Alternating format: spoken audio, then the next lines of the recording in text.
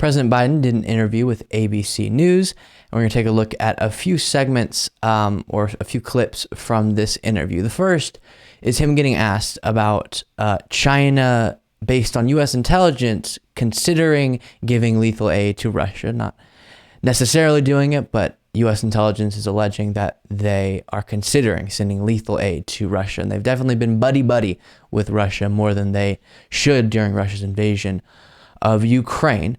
And also gets asked, as you'll see, about China's 12-point peace plan that they recently released. Vladimir Putin told the Russian people this week that China's President Xi is coming to Russia, likely as early as this spring. I know the State Department and the Pentagon now have both warned China not to offer lethal military assistance to Russia. Would that cross a line for you? Look, it's not in China's. I had a very frank conversation with President Xi this past summer on this issue. And I pointed out to him, without any government prodding, 600 American corporations left Russia, from McDonald's to Exxon to across the board. And I said, and if you are engaged in the same kind of brutality by supporting the brutality that's going on, I said, you may face the same consequence. I don't anticipate, we haven't seen it yet, but I don't anticipate a major initiative on the part of China providing weaponry to Russia. But if they did, would that be crossing a line for you, Mr. President? It would be the same line everyone else would have crossed. In other words, we impose severe sanctions on anyone who has done that. So there would be serious consequences? I'll let you characterize what they would be. We would respond. What do you make of this Chinese peace plan floated overnight that Putin is now applauding today? I think you answered the question. Putin's applauding it. How could it be any good? I'm not being facetious. I'm being deadly earnest. I've seen nothing in the plan that would indicate that there is something that would be beneficial to anyone other than Russia if the Chinese plan were followed. So we talked about the 12-point peace plan from China, and I agree with Biden there that while individual points such as respect the sovereignty of other countries on their own are correct, the overall message being sent by the plan, even including that, and not clearly specifying that in this situation, Russia's violating the sovereignty of Ukraine, is a way of both sizing the situation, saying both Russia and Ukraine kind of need to work out their differences, and that's the reason this is not coming to a peaceful conclusion, when in reality, there's a one-point plan. Russia stops invading Ukraine. Done. Peace has been achieved. But China is kind of trying to frame it differently, which I think is not correct. And that's why this peace plan should not be taken seriously. That's my stance on it. Biden seems to agree. And then hopefully China will not send lethal aid. That would be quite the line crossed in Russia's invasion of Ukraine. Will continue to follow it. Next clip from this interview, he gets asked about the East Palestine, Ohio train derailment. Do you have any plan to travel to Ohio, and have you talked with the mayor yet? Let's put this in perspective. Within 2 hours of that derailment, the EPA was in there. Within 2 hours. Every major agency in the United States government that had anything to do with rail and or cleanup was there and is there. In addition to that, I've spoken at length to the congresspersons, the governors, the senators from both states of Pennsylvania and in Ohio. And I've made it clear to them anything they need is available. We'll make it available to them. Whatever.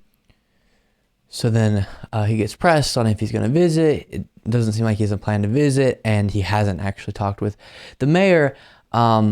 I think because the mayor has been publicly critical, Biden should get in touch with him directly and let him know what he said there, that anything will be provided to help the citizens of East Palestine because of the toxic chemicals released with this train derailment, caused by the train derailment.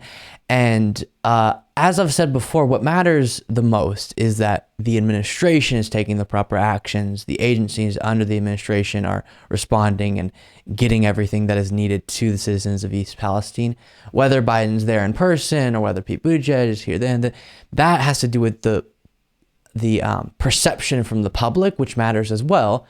And so I think because it became a conversation, and a lot of these attacks, I think, have been dishonest against Biden and stuff, but because it became a conversation that the federal government was not responding enough or wasn't caring enough, that's when you need to consider going in person to show that you absolutely are taking it seriously, even though what matters the most is the actual material, tangible things that your administration is doing, not necessarily if you're there at this time, or the mayor saying that him going to Kyiv was bad. I disagree. Let's judge the actions of the administration. And on that front, whatever criticisms that are based on what's been going on, perfectly reasonable, but definitely needs to be taken seriously, 100%, not discounting that. Just kind of, as we discussed previously, some of the attacks that have been sent the way of Biden, of Pete Buttigieg, I think actually miss the conversation that will help the citizens of East Palestine the most. Then finally, we'll take a look at him getting asked about his age within the context of a possible re-election bid. Campaign. Let me ask you about a conversation that people are having at home. Both your supporters and your critics, they know that if you're reelected, you would be 82 when you're sworn in. You would be 86 at the end of your term. Is your age part of your own calculation into whether to run again? No, but it's legitimate for people to raise issues about my age. It's totally legitimate to do that. And the only thing I can say is watch me campaign. So I like he's shifted from a previous interview we went over, his message on that, because he used to kind of play it off as not something people really care that much about.